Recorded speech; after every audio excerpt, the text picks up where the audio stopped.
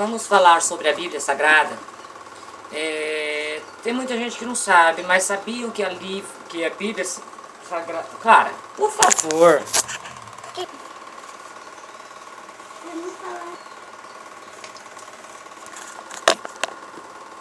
Vamos falar sobre a Bíblia Sagrada. Tem coisas que muita gente não sabe sobre a Bíblia Sagrada. Vocês sabiam que ela é composta por 66 livros, escrito por cerca de 40 autores, num período de 1.600 anos? Você já imaginou todos esses anos, pessoas que escreveram esse livro, a Bíblia Sagrada, e tudo que um escreveu, o outro, posso dizer, não mudou em nada. Foi tudo aquilo que Deus escreveu, estava tudo certo, ninguém mudou nada. Tudo perfeito. As palavras de Deus, né? E eu vim aqui hoje falar com vocês como Jesus considerava a Bíblia Sagrada, né? Que está em João 17, capítulo 17, versículo 17. Santificai-os na verdade, a tua palavra é a verdade. Então a Bíblia para Jesus é a verdade. A palavra de Deus é a verdade.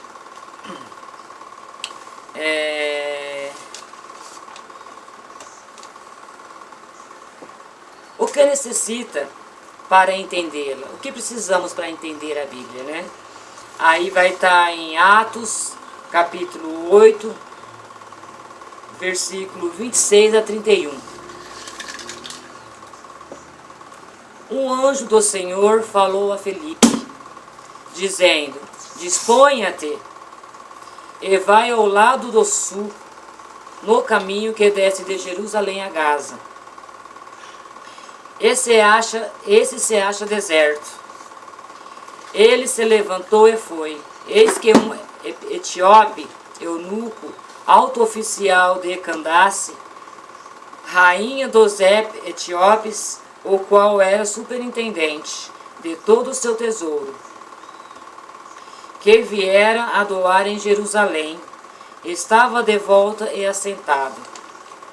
No seu carro vinha lendo o profeta Isaías. Então disse o Espírito a Felipe: aproxima-te desse carro e acompanha-o. Correndo Felipe ouviu a ler o profeta Isaías e perguntou: compreendes o que vem lendo? Ele respondeu: como poderia entender se alguém não me explicar? E convidou Felipe a subir e a sentar-se junto a ele. Então, gente, a gente precisa de alguém para nos explicar. A gente não entende, vamos procurar alguém que entenda, né, para nos explicar como que é a Bíblia, como que é a palavra de Deus. A maneira correta para você entender a Bíblia Sagrada. Como é? Né? A gente vai achar ali em Isaías, capítulo 28, versículo 10. Porque é preceito sobre preceito, preceito e mais preceito, regra sobre regra e mais regra, um pouco aqui, um pouco ali. Então, para a gente entender a Bíblia, a gente tem que ler um pouco aqui, um pouco ali, e você vai entender. Que benefícios o estudante... Se você estudar a Bíblia, quais são os benefícios que você tem quando você pega uma Bíblia mesmo assim, que você quer estudar, que você quer aprender, você quer saber? Vamos ver qual o benefício que Deus tem na sua vida para isso? Que está em João, capítulo 5, versículo 39. Examinais as Escrituras, porque nelas julgais ter nelas a vida eterna, e são elas mesmas que testificam de mim. Então você vai alcançar a sua vida eterna, você buscando a palavra de Deus, fazendo a vontade de Deus. E o que é importante para a gente hoje? Não é ter um carro, ter uma casa, a gente precisa, mas o que você mais precisa mesmo realmente na sua vida é você ter a sua vida eterna, ter a sua salvação com Deus, né? Amém? Agora vamos ver aqui que outros benefícios a gente tem quando a gente examina a Bíblia, né? Quando a gente lê a palavra de Deus. Qual é o outro benefício que a gente tem? Que está em João, capítulo 16, versículo 13, capítulo 8, versículo 32. Aqui João, capítulo 16, versículo 13. Quando vier, porém, o Espírito da verdade, ele vos guiará a toda a verdade, porque não falará por si mesmo, mas dirá tudo o que tiver ouvido, e vos anunciará as coisas que hão de vir, né? Então aí vai estar toda a verdade, e a verdade nos libertará, né? A gente vai ter a libertação aprendendo a palavra de Deus. Agora vamos ver. Quem dirigiu as profecias, quem dirigiu os profetas ao escreverem a Bíblia, né? Quem foi que falou para o profeta para eles escreverem a Bíblia, né? A gente vai ver lá em 2 Pedro, capítulo 1, versículo 21.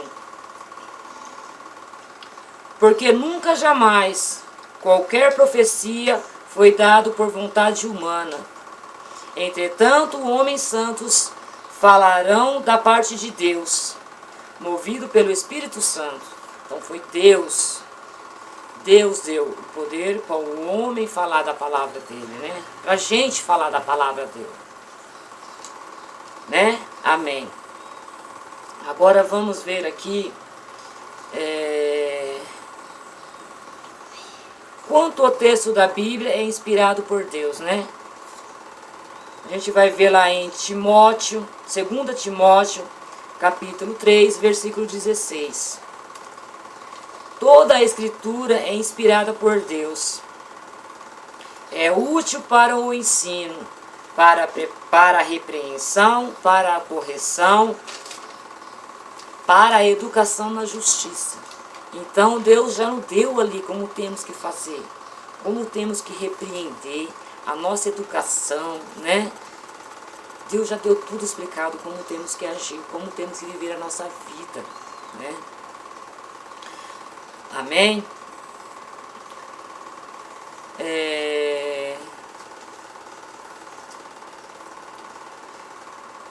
Segundo esse texto, gente, que eu acabei de ler, a Bíblia é útil para o ensino, a repreensão, correção, para a educação na justiça. Para a leitura da Bíblia, nosso caráter é transformado, né? Nós somos transformados. A partir do momento que a gente começa a ler a Bíblia, você muda.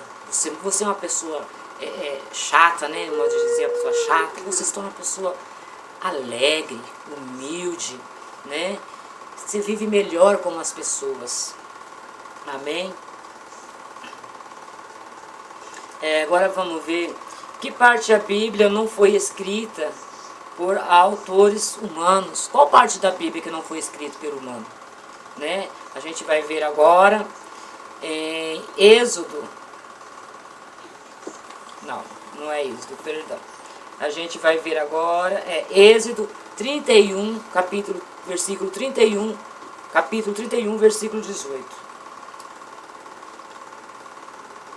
E tendo acabado de falar com ele no monte Sinai, Deus deu a Moisés as 2 tábuas do testemunho, tábuas de pedra, escrita pelo dedo de Deus.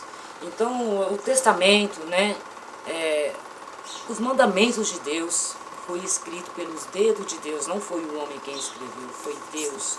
Com as suas próprias mãos, ele escreveu os nossos mandamentos, que temos que fazer, como seguir a palavra de Deus, né? Agora vamos ver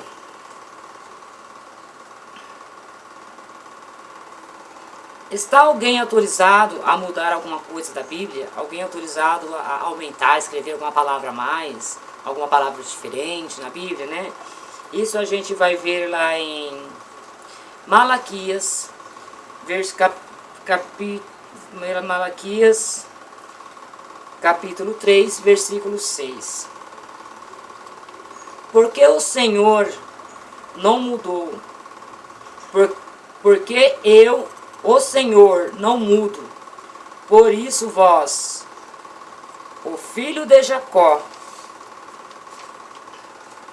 não sois consumido, né? Deus não muda. Por que a palavra dele vai mudar? Deus não muda jamais, jamais ele mudará a palavra dele.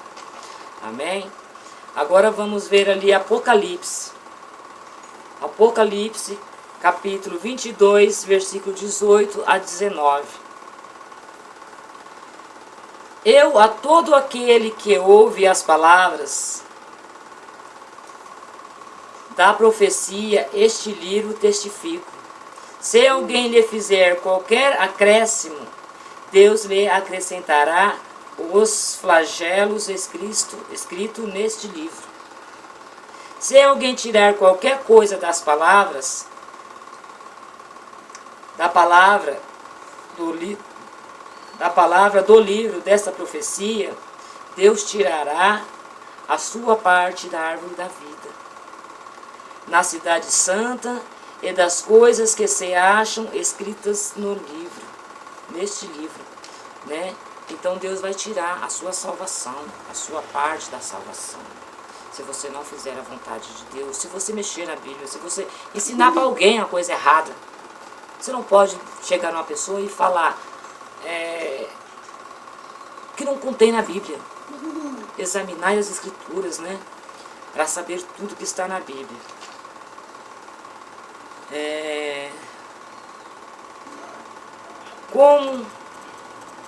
Como são chamados ou praticantes dos ensinos bíblicos, né? As pessoas que ensinam a Bíblia, como são chamados?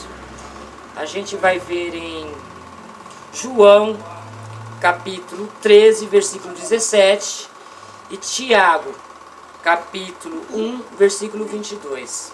Eu vou ler aqui João, capítulo 17, capítulo 13, versículo 17.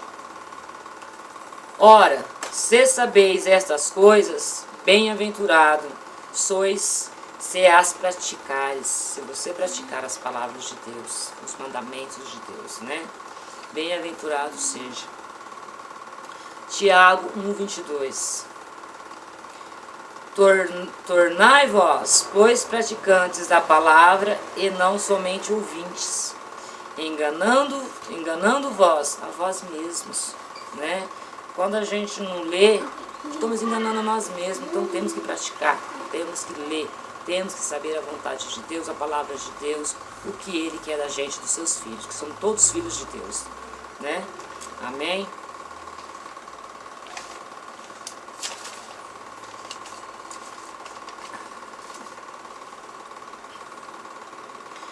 É isso aí, gente. Agora, no próximo, eu vou ler para vocês também sobre a criação, né? Então, vamos agradecer a Deus por tudo que Ele nos deu, pela nossa vida, pelos nossos filhos, pela nossa casa, mas vamos buscar a palavra de Deus. Vamos fazer a vontade de Deus, vamos cumprir os seus mandamentos, amém? É legal quantos minutos? 13.